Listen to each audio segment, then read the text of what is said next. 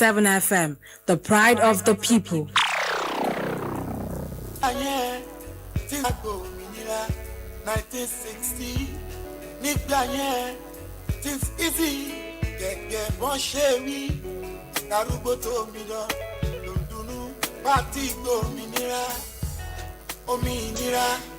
Indeed, I be a woe, Naira, you polukuru mushu, the way Taga, when Jayan one issue, a belly, a very, Shumael, very, a belly, a berry, a canujano, Pepai, Pete, Tanoni, Papa, and the Batapa, Colomon, Shepe, Lemasu, the Basso, Change is an inevitable phenomenon in human existence.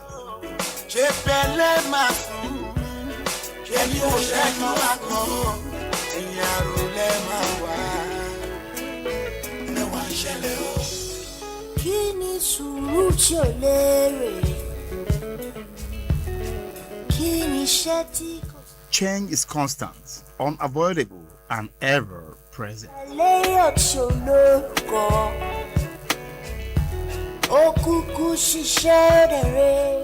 However, the direction given to change and the manner in which it is managed determines whether it results in progress, development, stagnation, or its decline.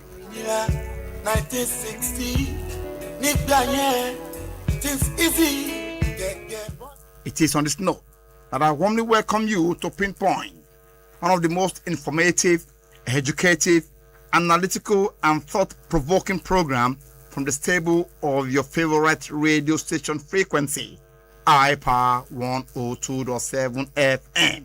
Emurele Owo.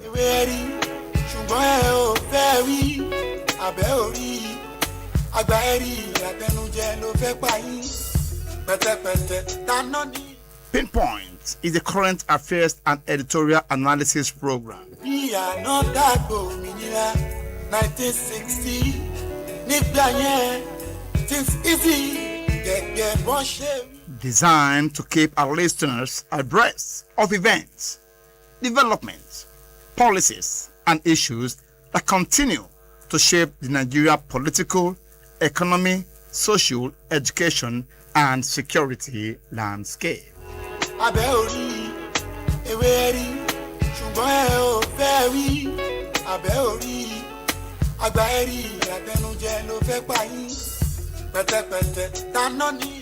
As the nation evolves through various challenges and opportunities,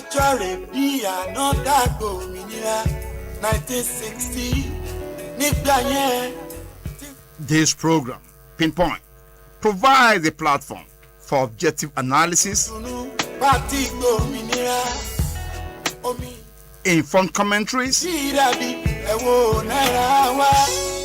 and constructive engagement on matters of public interest.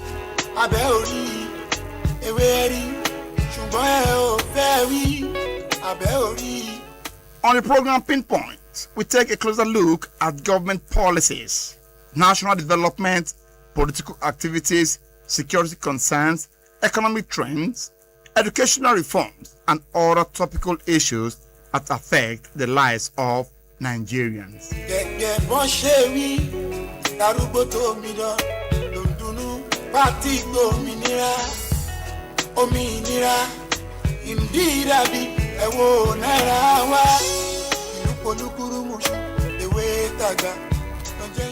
Beyond merely reporting events, Pinpoint seeks to examine their causes, implications, and possible solutions. 1960,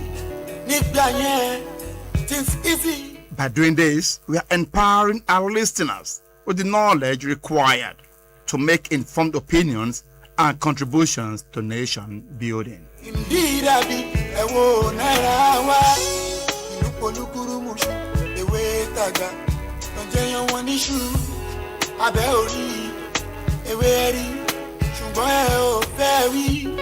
abẹ́ orí àgbà ẹ̀rí àtẹnujẹ ló fẹ́ pa yín pẹ̀tẹ̀pẹ̀tẹ̀ dáná ní ìpọ́pá. However, an important feature of this program is our interactive feedback segments. 1960 nígbà yẹn things easy gẹ́gẹ́ bọ́n ṣe rí. Where listeners are given the opportunity to participate through phone calls and other communication channels.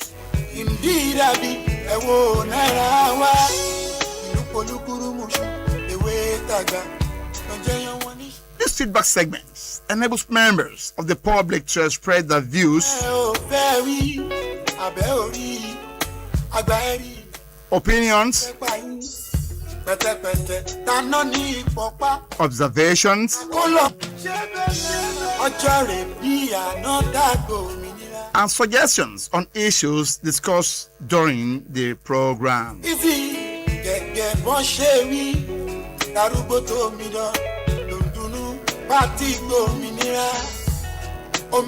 Your voice matters. Your opinion counts. And your contributions enriches the quality of public discourse.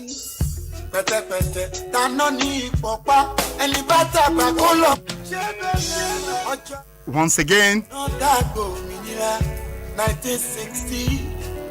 I welcome you on board Pinpoint.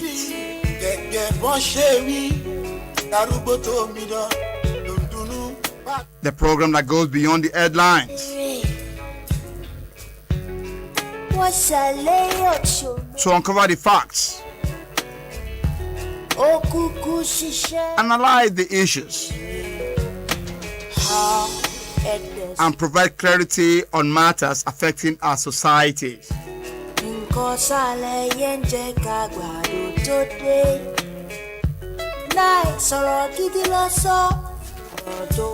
I remain your humble host, Akin Adebayo. Stay tuned as we begin today's edition of Pinpoint.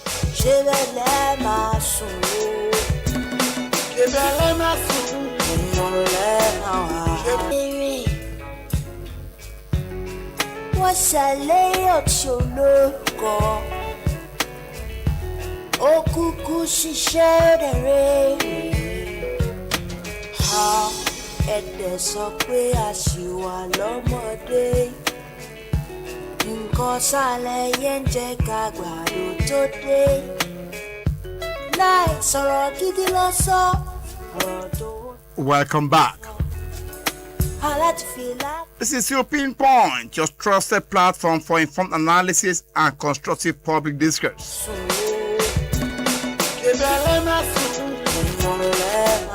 Proudly transmitting from a darling station, I Power World 02.7 FM, Emurele Owo.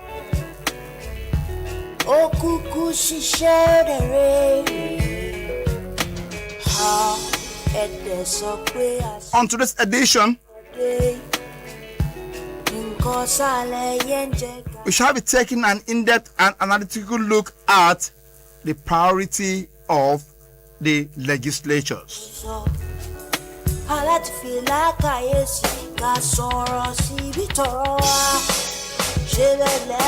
This issue has continued to generate discussions.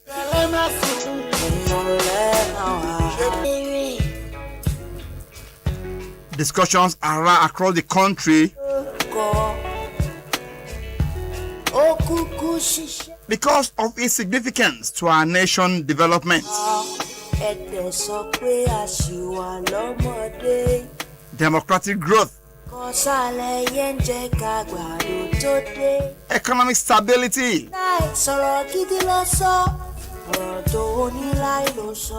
and our social well-being.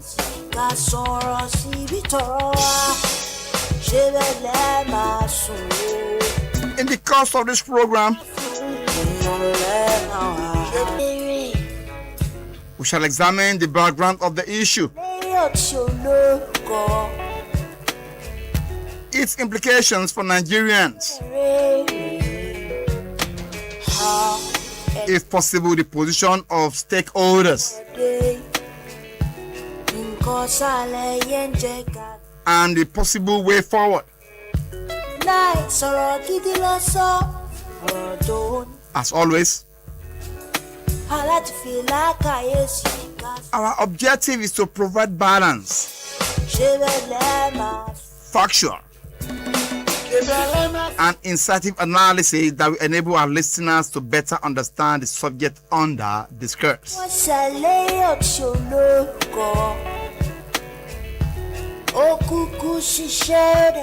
On this note, I encourage you to pay close attention and prepare to participate during our feedback segment, where your views and contribution will be highly appreciated.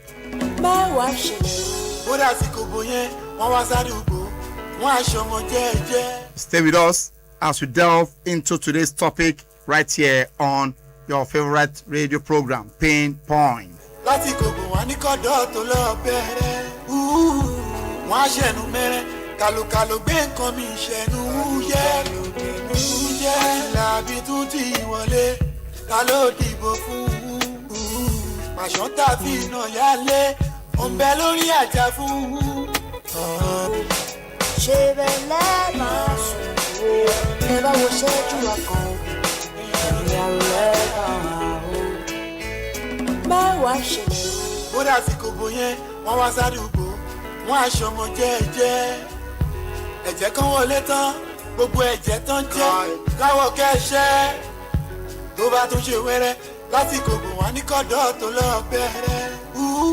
Welcome back.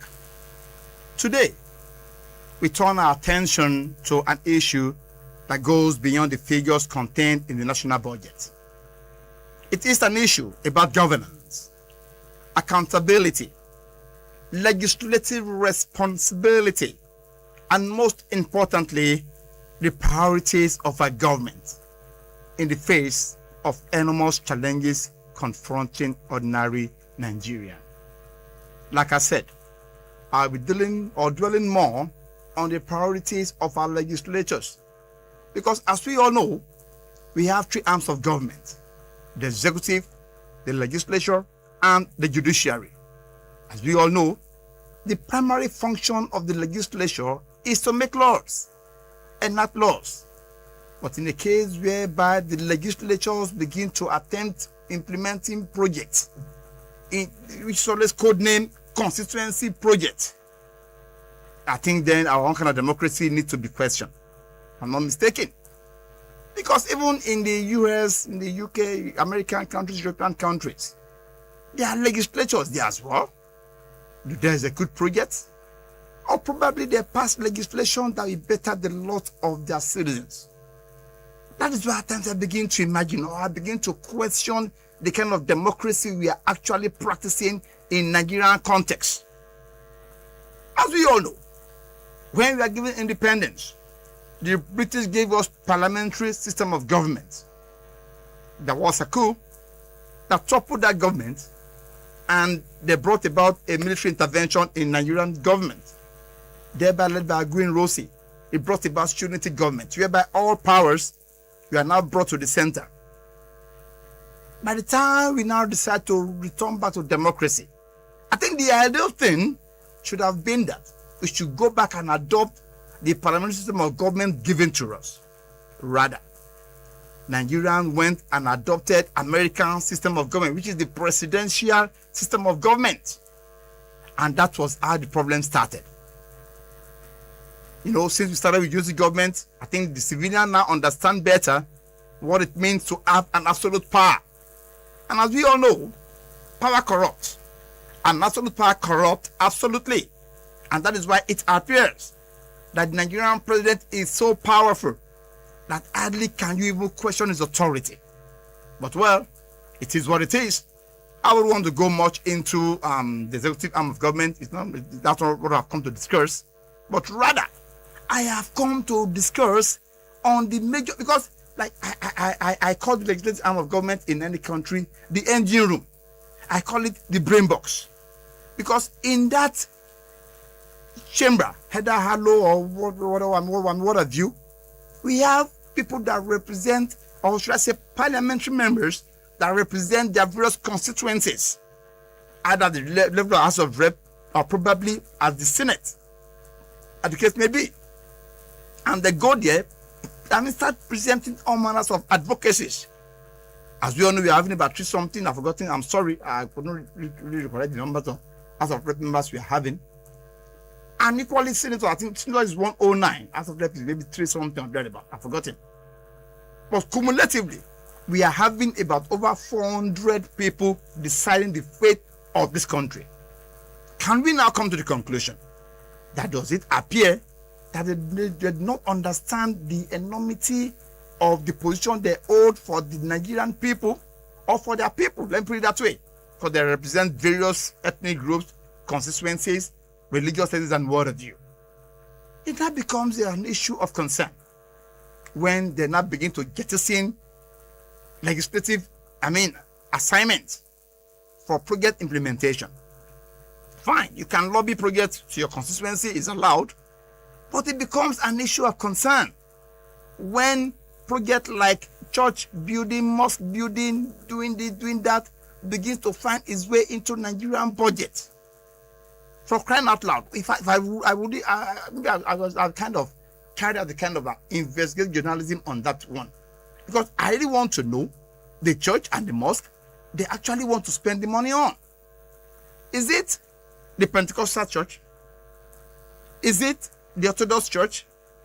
Or probably maybe the White Garment church, concerning church? And when it comes to the issue of the mosque, I don't know, I'm not a Muslim, so I have little or no knowledge about it. But all the same, I know that the mosque too, or the Muslim, they're calling having their own various denominations. How can our legislators sleep and wake up on the wrong part of the bed? And the next thing that comes to their mind is to now start building churches and mosques. And we all know that even if ethnicity cannot actually bring about problem in Nigeria, we know the level at which we handle religiosity. The singular reason why Donald Trump wants to, categorize Nigeria as a country of particular concern, or because of the claim he laid that Christians are being persecuted in Nigeria. I back in a moment, please don't change the dial.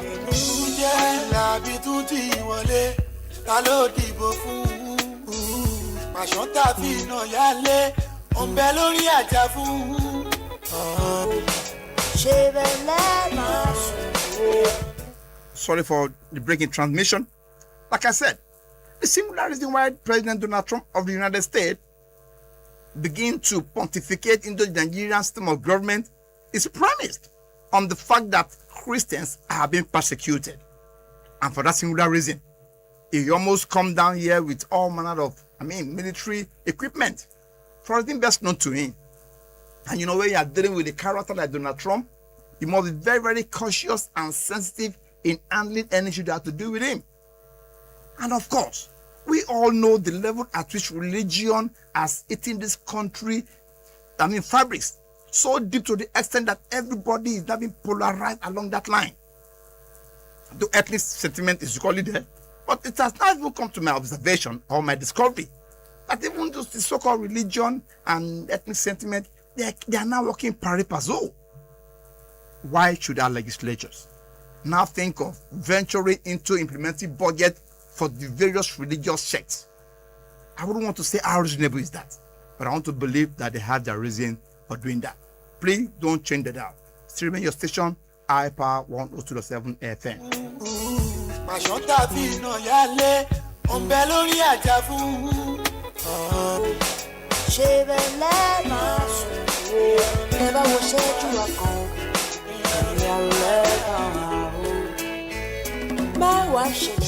Bóra àsìkò bò yẹn wọ́n wá sádùúgbò wọ́n aṣọ ọmọ jẹ́ẹ́jẹ́ ẹ̀jẹ̀ kan wọlé tán gbogbo ẹ̀jẹ̀ tán jẹ́ káwọ́ kẹ́ṣẹ́. Like I said, the issue is on national budget. It is an issue about governance, accountability, legislative responsibility, and most importantly, the priority of government in the face of enormous challenges confronting ordinary Nigerians. Nigeria, as we all know, is a country blessed with enormous human and material resources. Yet, millions of its citizens continue to contend with harsh economic realities. Unemployment remains a major concern.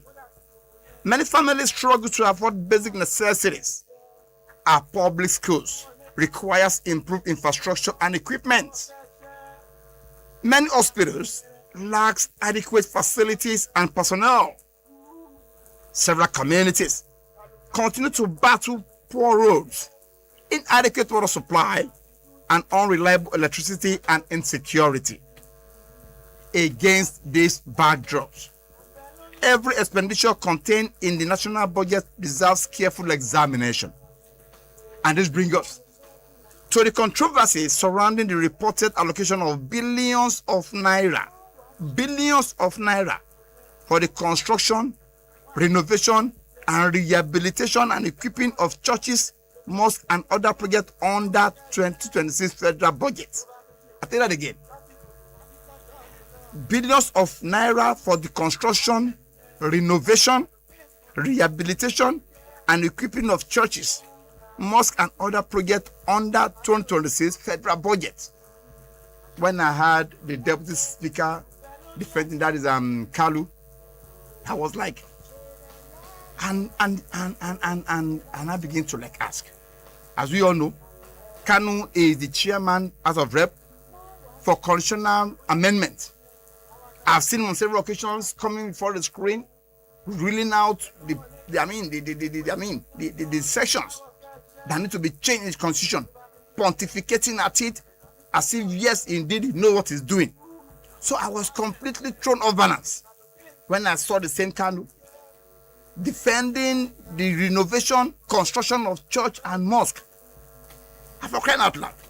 Even project that has to do with the betterment of the citizens, as we all know, most of them are not being done.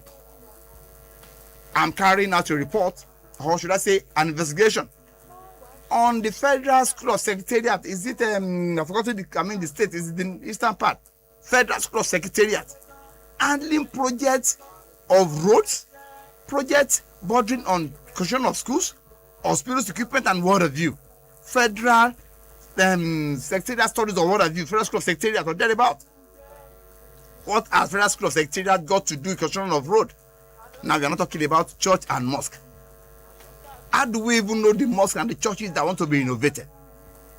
You want to be built? Honestly, at times when I look at the priority of our legislators, it baffles me. And I begin to imagine, do they really know the purpose of their being in that chamber? These are issues of serious concern. Let us make one thing absolutely clear from the outset. This discussion, I must make it very clear, is not an attack on Christianity, Islam, or any religion. Nigeria is a deeply religious society, and religious institutions have contributed significantly to education.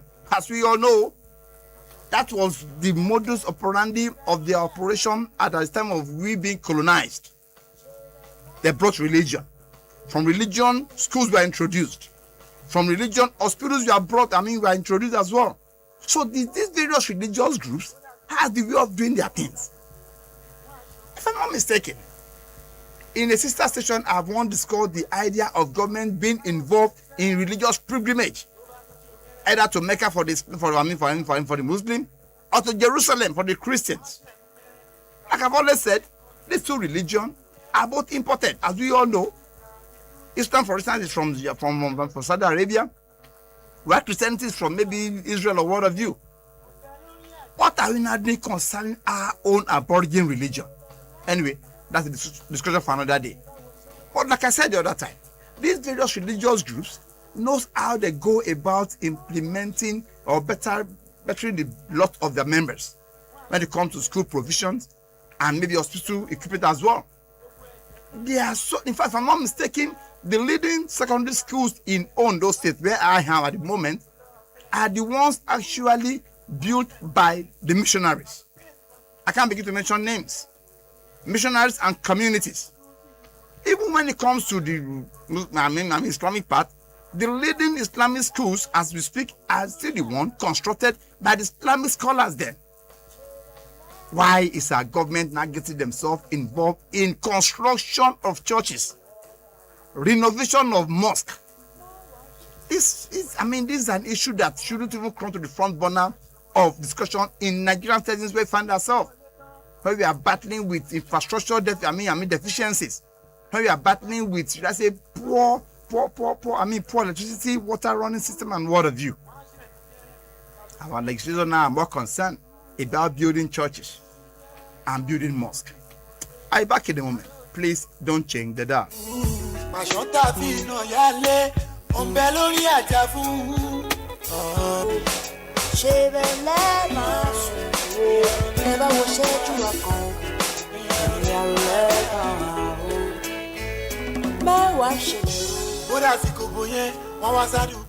Like I said, this discussion is not an attack on Christianity, Islam, or any other religion.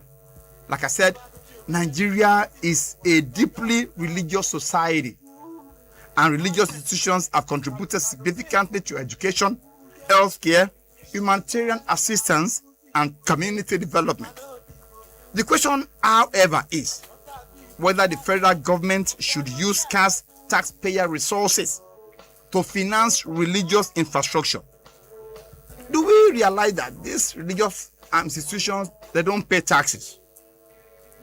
And have we bothered to ask ourselves, why do we have maybe churches in east street of southern Nigeria? And why do we call it a mosque in east street of northern Nigeria? We all know what is obtainable. It's because of the finance that is involved. I'm able to say, my opinion anyway, if we are to be taxing these various churches, I can assure you the GDP of this country will be more increased than what we are experiencing now. Because I'm able to say there are some churches that the money they are making from the church, some multinationals cannot even make it. I've seen churches that is as big as, in fact, the infrastructure in the churches is volume more than what you will see in what makes up a local government at times. I know of a church that is having the sector command of road safety, that is having the area commander of the Nigerian police, that the only formation you are not having there is maybe the Nigerian Army or the Nigerian Navy. By the time a church premises is having a DPO, additional police officer, I think you know what that means. So you can begin to imagine how big the church could be. We are know of industry that has collapsed and presently be occupied by church.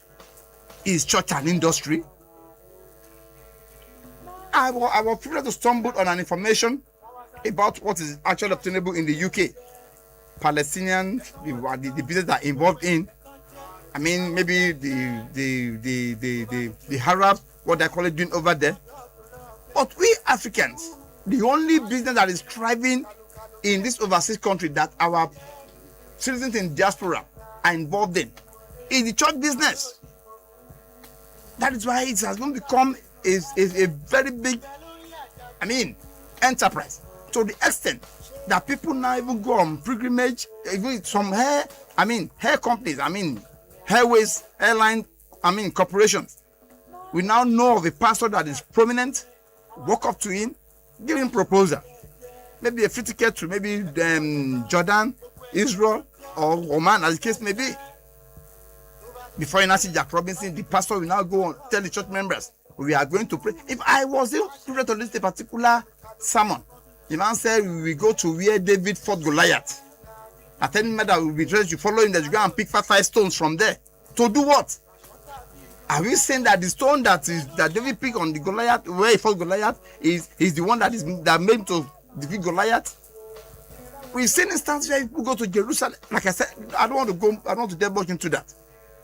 Because these legislatures, if someone is not careful in handling their matters, you will end up offending virtually the entire Nigeria. Because I begin to imagine, how could we, at this juncture of the Nigerian system, be passing a bill, be budgeting billions of naira into construction of churches, mosques, and what have you? But we all know that these are projects that will never see the light of the day. If the project that will better the lot of Nigerians was not executed, so we don't necessarily to tell us that all this project that is being projected in the constitution regarding church and mosque will equally not see the light of the day. But the question is this: how did we get here? It is because of our religious, our religiosity. Nigeria is a country that is so embellished in religiosity to the extent that an attack on any Islam will become something serious. An attack on any Christian faith will become something terrible.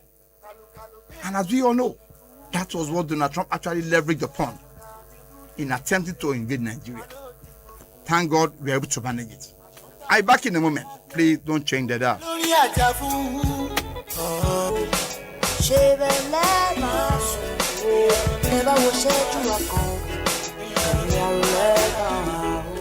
Like I said, to join the conversation, our studio line is 081-6552-4699. I call that again, 081-6552-4699. Like I said, the question, however, is whether the federal government should use scarce taxpayers' resources to finance religious infrastructure, particularly at a time when the country is facing enormous developmental deficit. And this is where the responsibility of the House of Representatives and the wider National Assembly becomes important. The legislation is not simply an institution for approving expenditure. It is constitutionally a position to make laws, scrutinize the activities of government, exercise oversight over ministries, departments, and agencies, and approve the allocation of public resources. I take that again. The legislature is not simply an institution for approving expenditure. It is constitutionally positioned to make laws, scrutinize the activities of government, exercise oversight over ministries, departments, and agencies, and approve the allocation of public resources. Therefore, whenever questionable or controversial project appears in the national budget, Nigerians have every right to ask their representatives, what is the justification for this project? What national problem are they designed to solve? Of course, what national problem are churches and mosques designed to solve? Because I don't anyway, who are their beneficiaries? And I also asked the other time, in the Christendom, where we have so many denominations, is it the Pentecostal? Is it the Orthodox? Or probably the white garment? Who are the beneficiaries of the churches going to be constructed? And among the Muslim faithfuls, where we have Ahmadiyya and Tabligh or what have you, who are the beneficiaries as well? That's fact. Who are the beneficiaries? The question again now is this: why should taxpayers finance them? We are talking about these various, churches and mosques that don't even pay tax. Now the tax we go there, we still drop our offering, we drop our tithe there. This church don't pay tax with the government any longer. They've not even paid for once. They will now use our own tax money again. The government will now use our own tax money to now construct church, a private business, so to speak. I'm sorry if I'm wrong on that ground, but that's the habit I can put it this time around. Then why should taxpayer finance them? Are these projects more important than hospitals, schools? I was watching a particular news program on a particular station, and I was shocked when I saw the state of schools being attended by primary school pupils and secondary school. So pathetic. So pathetic. Are our legislators not seeing all this? If I may ask, are we now saying that the whole roads are so good? All schools are, well structured? Hospitals, they are so much okay that even our legislators don't need to travel out for medical checkups. That the next point of agenda is now to spend money on church and mosque, on churches and mosques.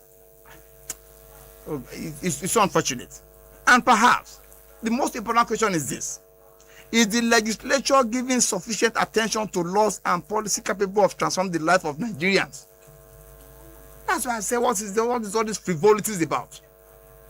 And you see, that is why Nigeria will always be laughed at in the Committee of Nations. If I may ask, have we, okay, for instance, I don't want Nigeria for one thing. It is only when they want to implement policies that will take a terrible toll on the citizens And then they will tell you it's been done in America, it's been done in the UK.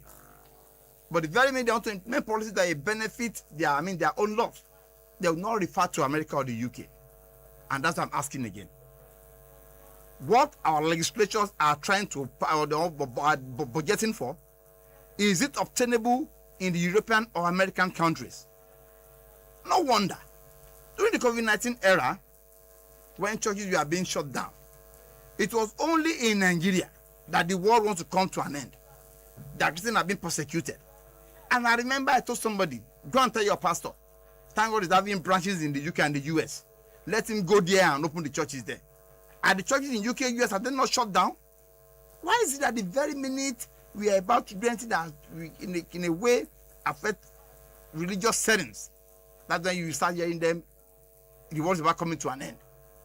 I've been hearing about the world coming to an end in Nigerian context as far back as when I was in primary school, and I'm still hearing it to date. Whenever there is any sudden issue, I remember when there was heavy flood in Lagos, they say the world wants to come to an end. And while Ghana, Benin Republic, and Togo are facing something far more serious compared to what is happening in Lagos. But whenever there's any issue that has to touch with the citizens negatively, it is all coming to an end. And that is why I'm asking our legislatures, what they're budgeting for in Nigerian budget, is the same thing obtainable in American and European countries. Gbogbo ẹ̀jẹ̀ tán jẹ́ káwọ́ kẹ́ṣẹ́ tó bá tún ṣe wẹ́rẹ́ lásìkò bò wá ní kọ́dọ̀ tó lọ bẹ̀rẹ̀. Wọ́n á ṣẹ̀nu mẹ́rẹ́ kàlùkàlù gbé nǹkan mi ṣẹ̀nu yẹ́ làbí tún ti wọlé ta ló dìbò fún màṣán tàbí iná yálé ọ̀nbẹ lórí àjà fún. Like I said, the most important question is, are the legislatures giving sufficient attention to laws and policies capable of transforming the lives of Nigerians? Or is it too much attention being devoted to projects that provide immediate political visibility without corresponding long-term developmental value? I'll tell that again. Or probably they are devoting projects that provide immediate political visibility without corresponding long-term developmental value. And that was why the president recently said that governors should stop building bridges that will not be used. How did they arrive at that? A bridge was constructed by a particular governor, I won't mention the state or maybe the governor, and a fact checker went on that bridge, spent 16 minutes there, and maybe only 3 vehicles passed through that bridge. And do you know the billions that would have been invested on that bridge? The amount spent on constructing that bridge, I'm very, very sure, would have been used to perfect so many feeder roads. 16 good minutes that fact checker was on the bridge, and only 3 vehicles passed through the bridge. And I think the president called it so, and that was why he said governors should stop building bridges that will not be used. Of course. And I've come to discover one thing, that it appears, my opinion though, that construction of bridges is one of the easiest way to actually jack up the budget, or probably siphon money, as the case may be, is a conduit pipe. So which simply means that most of the time our politicians embark on projects that don't have any corresponding long-term developmental value. They just want to do eye service, so they can know that, okay, I am working. And that is why, do we know how many years Lagos-Ibadan Express Road, Lagos-Ibadan, Lagos-Ore Road, virtually all government have been doing that road for years, year in, year out. It got to see and ask the question that, which demon is on that Lagos-Ibadan, Lagos-Ore Road, that virtually all government are always doing that road, year in, year out. Budgets are being allocated for that same road all the time. This is part of what we're talking about. Conduit pipe to actually suck the country dry of its unearned resources. And this is that of today's discussion. A national budget is more than a collection of figures. It is a statement of priorities. It tells citizens what their government considers important. When the government allocates scarce resources to one sector, it inevitably means that those resources are unavailable for another competing need. And that is why the debate should not be reduced to whether a particular church or mosque deserves assistance. The larger issue is whether public expenditure is being guided by national development, priorities, measurable public benefit, and value for money. Are we all going to church? Are we all going to mosque? There are atheists amongst us. What do we stand to gain from church mosques that are being constructed? There is also the question of constitutional principles. Nigeria operates a secular constitutional framework in which government is expected to serve citizens regardless of their religious affiliation. Consequently, when public funds are used for religious projects, government must be able to demonstrate a clear, transparent, and defensible public interest justification. Otherwise, there is a danger that public resources could gradually become instruments of religious patronage.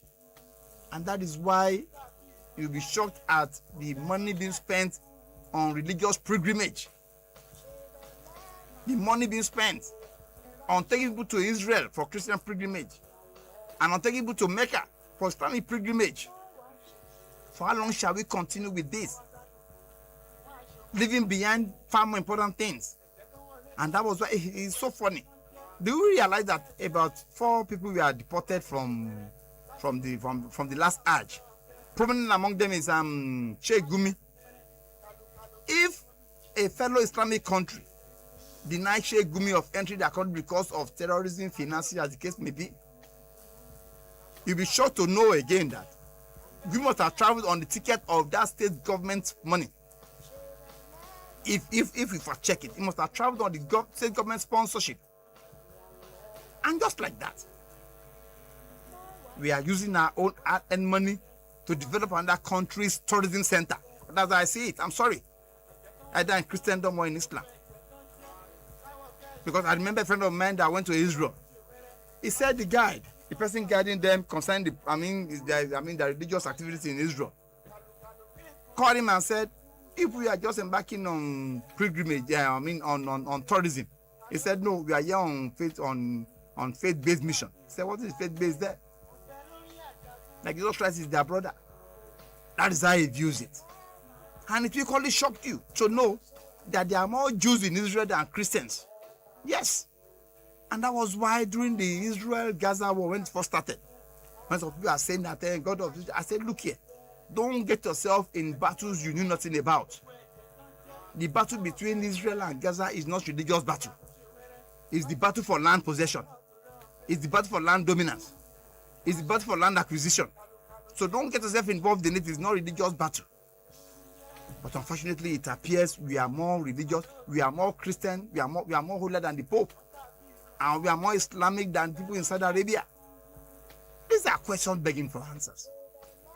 The legislature must therefore ask whether constituency projects are being selected because they genuinely address pressing needs, or because they provide politicians with visible projects that can be presented to constituents as evidence of performance.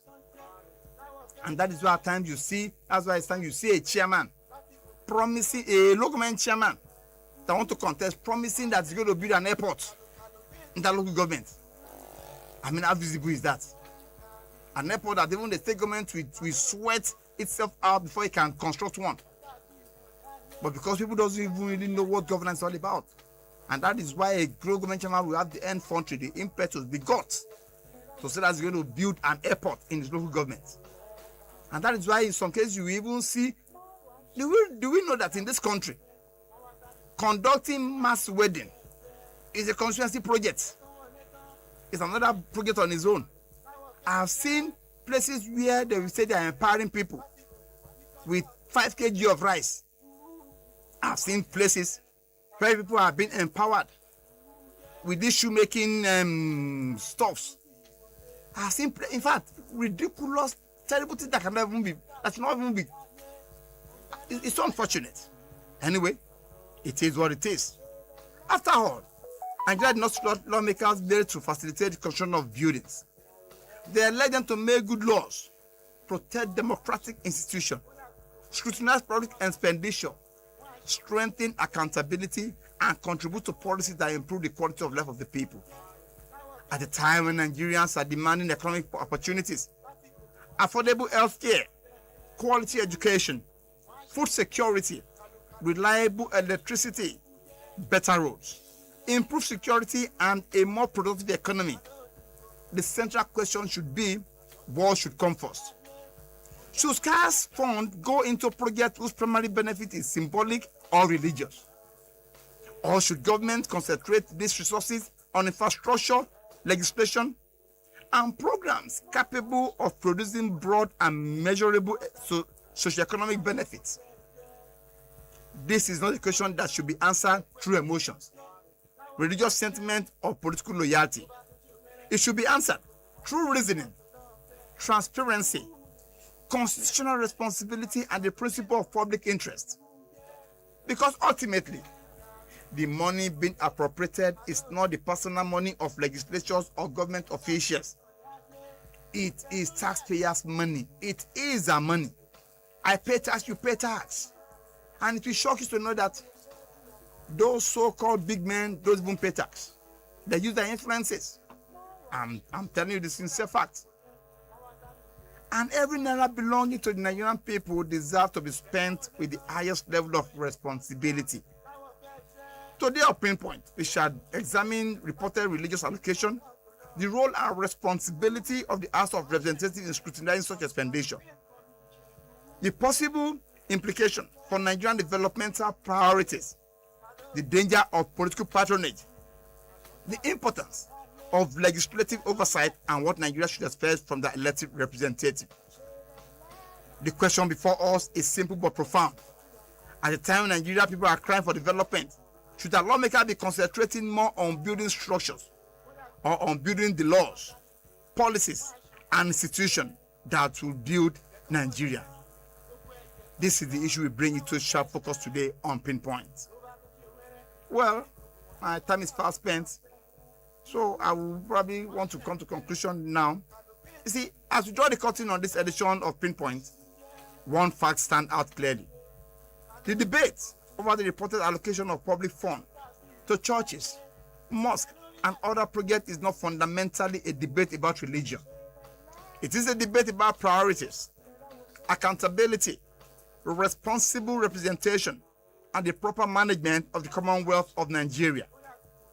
Nigeria, as I said the other time, is a deeply religious country, and there is nothing wrong with citizens building, supporting, and maintaining their places of worship. Church and mosque have important roles to play in providing spiritual guidance, humanitarian assistance, education, and community support, and that was the intention of the people that actually brought religion into the Nigerian system, be it Christianity or Islam. But government has a different responsibility. The responsibility of government is to provide the environment in which every Nigerian, be it Christian, Muslim, adherent of traditional religion or non-religious citizens, can live with dignity and pursue a meaningful life. That responsibility requires functional hospitals, quality public schools, good roads, reliable electricity, clean water, security, employment opportunities, affordable transportation, agricultural development, industrial growth, and an economy capable of creating opportunities for the younger generation. Therefore, whenever scarce public resources are allocated to projects whose developmental value is questionable, Nigerians have every right to demand answers. The question should not simply be, was the money appropriated legally? The question should also be, was this the best possible use of the money? Because legality alone should not be the highest standard of governance. Good governance requires legality, necessity, transparency, accountability, efficiency, and public value. The House of Representatives must therefore recognize that its role goes beyond inserting or approving projects in the national budget. The legislature is one of the most important institutions for protecting Nigerian people's resources from waste, abuse, and misplaced priority. Every law was passed to contribute to a better society. Every budget approved should reflect national priorities. Every oversight activities should strengthen accountability. And every constituency project should be capable of demonstrating genuine value to the people. Our lawmakers must resist the temptation to ensure performance by the number of projects they can attract to their constituency. The real measure of legislative performance should include the quality of laws enacted, effectiveness of oversight, protection of public resources, and contribution to national development. A legislature should not necessarily be celebrated because he or she facilitates the construction of a building. The greater achievement is creating the legislative framework that allows thousands of Nigerians to build businesses, secure employment, legislations. The greater achievement is creating the legislative framework that allows thousands of Nigerians to build businesses, secure employment, access quality health care, obtain quality education, and live in a safe environment. That is different between project politics and developmental politics. There is also a need to protect the neutrality of government in religious matters. Government must serve all Nigerians equally. Public resources should not become instruments for cultivating religious loyalty or political patronage. If religious organizations require facilities, their members and institutions should ordinarily be encouraged to provide them through their own resources. Where government chooses to partner with religious organizations, such partnership to be based on clearly defined public interest objectives, transparent criteria. Management of Commonwealth project is not fundamental a debate about religion. It's a debate about priorities. Nigeria is deeply religion. The responsibility of government is to provide environment in which Nigerian citizens, Muslim, adherents or traditional religious citizens can live with dignity and pursue a meaningful life. That responsibility requires functional hospital.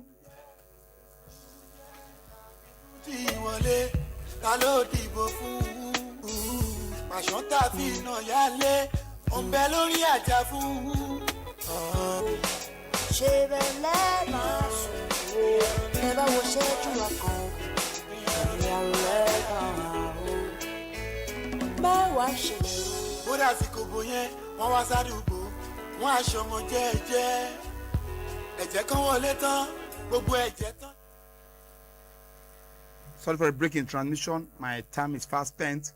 I've exhausted my time. Appreciation goes to the general manager of this great establishment, in person of Engineer Paul Olotu, the head of department, and the engineering crew that has made this program a huge success today. And equally, you listeners, I want to say a very big thank you to you. Like I've always said, if you aren't there, we wouldn't be here. We are here because you're listening to us. It's another time again next week when you join me on the same program. I remain your humble host, Akin Adebayo. Bye for now, and God bless.